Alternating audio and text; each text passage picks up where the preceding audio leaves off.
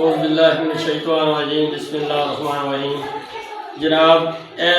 कुछ घर ने ऐसे तीन घर ने जिहड़े कि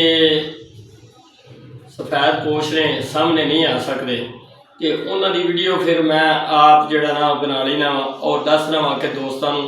वो घर भी है ने कि जिहड़े सफेद पोश ने जिहड़े सामने नहीं आ सकते तो मैं उन्होंने सामने लिया भी पसंद नहीं करता। मेरे को आके घर बैठे ने, मैं अल्हम्दुलिल्लाह जिन्नी खिदमत करन डे अपने रूम में बैठे हाँ, अपने घर बैठे हाँ और जी कोई खिदमत इस तरह की होंगी है मैं वो उत्थों तक पहुँचाना। यह सारा मेरा कैमरामैन बनाता तुहानूं,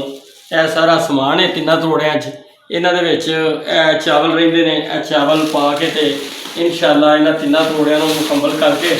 ते इंशाअल्लाह उन्हां घरां तक जाणगे अल्लाह दे हुक्म दे नाल, अल्लाह दे फजल दे नाल, जिहड़े कि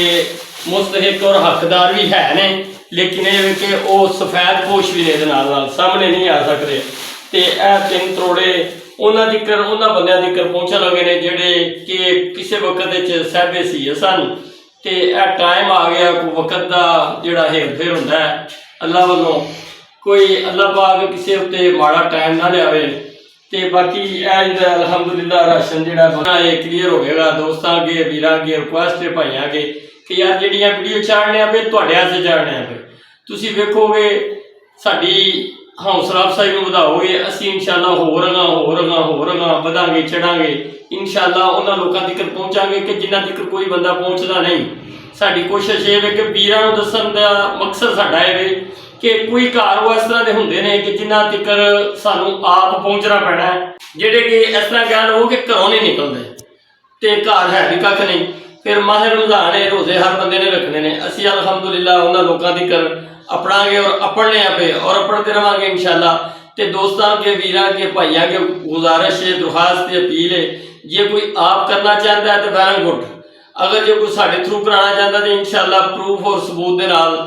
इंशाअल्लाह उहदे तिकर उहदे घल्ले हुए पैसे और उहदा घल्लिया होया समान उहदे तिकर इंशाअल्लाह वीडियो पहुँचेगी। और जिहड़ी वीडियो इस तरह की होगी जिहड़ी असीं खुद बनाण डे आ उहदा ये वे कि वो जिहड़े सफेद पोश लोग ने वो साडे कोल आके बैठे ने लेकिन असी उन्होंने आवाज़ तिकर भी किसी तिकर नहीं पहुँचानी, क्योंकि जदों अगला आंदा है कि नहीं मना करता है तो असी अल्हम्दुलिल्लाह मना वा और इंशाअल्लाह अल्लाह के हुक्म दे नाल राशन उन्होंने तिकर जरूर पहुँचेगा और पहुँचन लगा है और पहुँचता रहेगा इंशाअल्लाह। ये नाल ही अपने वीर मियाँ मोहम्मद सफदर नूं दिओ इजाजत। अगर काम अच्छा लगे